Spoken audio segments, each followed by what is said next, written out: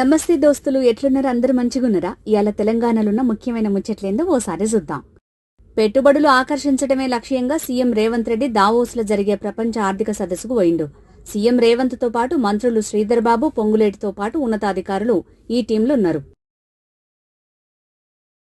Davos వేదిక మీద Telangana rising vision document 2047 ప్రత్యేక ఆకర్షణగా నిలవనుంది. ప్యూర్ రేర్ విధానాలను ఆయా కంపెనీలకు తెలియజేయనున్నారు సీఎం రేవంత్ రెడ్డి.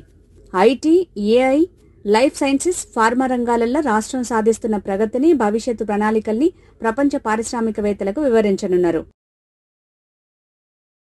సీఎం రేవంత్ రెడ్డి ఒక కొత్త రికార్డు సృష్టించారు. ప్రతిష్టాత్మక హార్వర్డ్ యూనివర్సిటీలోని కెనడీ స్కూల్ ఆఫ్ గవర్నమెంట్ల లీడర్షిప్ 21th సెంచరీ ప్రోగ్రాంకు హాజరుగానున్నారు.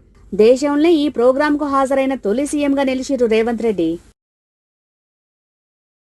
ఫోన్ ట్యాపింగ్ కేసుల సిట్ విచారణకు హాజరైండు బీఆర్ఎస్ నేత, మాజీ మంత్రి హరీష్ రావు. ఫోన్ ట్యాపింగ్ కేసుల విచారణకు రావాలని సిట్ సోమవారం హరీష్ కు నోటీసులు జారీ చేసింది.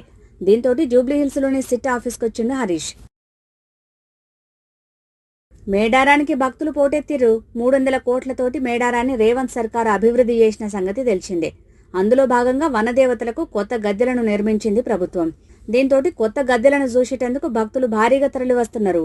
ఇక ఇయ్యాలటి తెలంగాణలో ఉన్న ముఖ్యమైన ముచ్చట్లు, మంచి ముచ్చట్లతోటి మళ్ళీ కలుద్దాం. శనార్థులు.